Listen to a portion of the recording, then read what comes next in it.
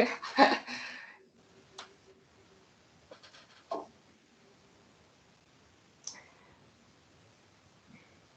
campanha da fraternidade deste ano tem como tema Fraternidade e Diálogo, Compromisso de Amor, com o objetivo de avaliar e identificar caminhos para a superação das polarizações que marcam o mundo atual. Tudo isso através do diálogo amoroso e do testemunho da unidade e da diversidade, inspiradas no amor de Cristo. A cultura do ódio vem de muito tempo, sociedades racistas, machistas, xenofóbicas e homofóbicas, que praticavam intolerância religiosa em uma época que esses termos nem existiam e nem eram problematizados.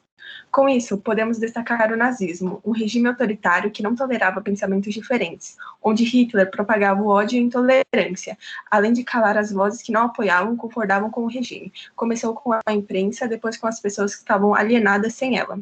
Contudo, vemos que a intolerância surgiu há muito tempo e está estruturada na sociedade. Foi só nos anos 2000 que as pessoas foram se desconstruindo e distinguindo o que é certo e errado. Porém, ainda existem comentários intolerantes velados, muitas vezes na forma de humor ou até mesmo de forma descarada, de gente que foi criada pensando de um jeito e não quer mudar.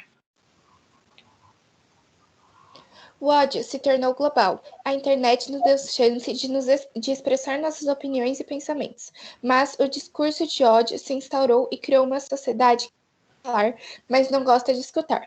Apenas uma opinião importa, e as outras não. E isso pode ser visto como liberdade de expressão, mas não é. Até que ponto podemos nos expressar? Pensando de uma forma lógica, a nossa liberdade de expressão acaba quando atinge a do outro, quando a nossa opinião começa a destilar o ódio. Atualmente, estamos muito expostos. Qualquer comentário colocado na internet pode se virar contra nós mesmos a qualquer momento, principalmente quando se está relacionado a uma pessoa pública. Ela é massacrada sem tempo de se defender ou entender o erro, aprender e, de repente, se arrepender. Acontecem exposeds e cancelamentos nas redes sociais. Já vemos o que toda essa cultura do ódio e agressividade está trazendo. O aumento de doenças mentais, como ansiedade, o medo de expressar opiniões e o medo constante de errar. A cultura do ódio pode estar diretamente ligada às teorias de São Tomás de Aquino. Isso se dá pois a filosofia de São Tomás tem o objetivo de aliar o pensamento lógico e racional de raiz aristotélica com a fé cristã, o que em algumas situações pode ser cômodo, mas em outras nem tanto. Em diversas ocasiões nas redes sociais, discursos de ódio foram justificados com a religião. Isso é um ato recorrente. Ocorre tanto com pessoas anônimas como com figuras públicas. Um exemplo desses discursos são os diversos comentários homofóbicos que são feitos em redes sociais, que são justificados com a desculpa de nós, seres humanos, fomos feitos por Deus, que criou o homem e a mulher com o propósito deles se reproduzirem e não terem relacionamentos homoafetivos.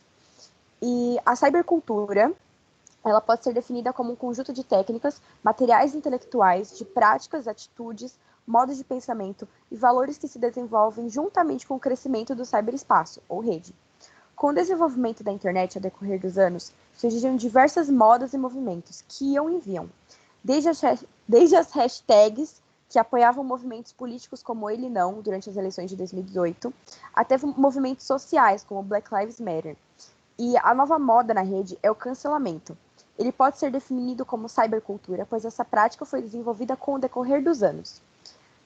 Levi nos apresenta uma metáfora chamada de segundo dilúvio, essa sendo usada para afirmar que não é possível conter o novo fluxo de informações que inunda o mundo por meio de novas tecnologias. E diferente do dilúvio bíblico, ele é recorrente. E no cyberespaço é exatamente isso que ocorre. As notícias correm rápido demais e às vezes podem acabar sendo distorcidas e assim lograr uma sociedade alienada. Marx analisa a alienação como o fato econômico principal de sua época.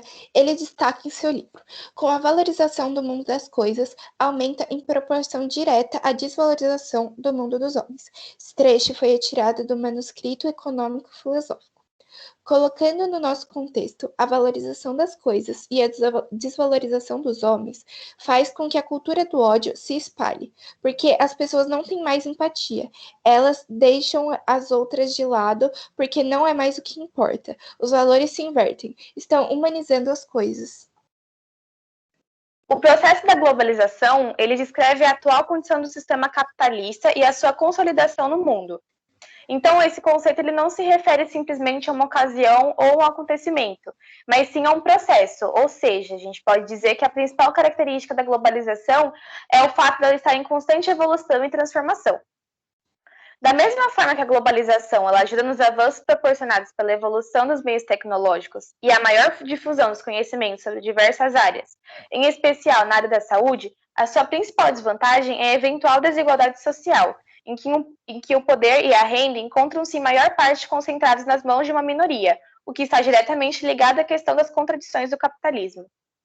Como para tudo existe uma consequência, dois principais efeitos da globalização na sociedade foram a configuração do espaço geográfico internacional em redes, sejam elas de transporte, de comunicação, de cidade, de trocas comerciais, entre outros. E o segundo ponto seria a expansão das empresas multinacionais, também chamadas de transnacionais ou empresas globais. O processo de expansão dessas empresas globais e suas indústrias reverberou o avanço da industrialização e da urbanização em diversos países subdesenvolvidos e emergentes. E com a chegada da indústria 4.0, a taxa de desemprego aumentou ainda mais, e a introdução de máquinas ao invés de pessoas gerou muita revolta na população. Tivemos como exemplo o fechamento da grande fábrica da Ford, onde mais de 800 funcionários foram demitidos, e as únicas fábricas da Ford que tinham no Brasil foram desativadas, ficando em funcionamento apenas da Argentina e do Uruguai. Com essa polêmica, gerou uma revolta muito grande na população brasileira, e até mesmo nos próprios funcionários da empresa, que ficaram sem empregos e não tinham como sustentar sua família.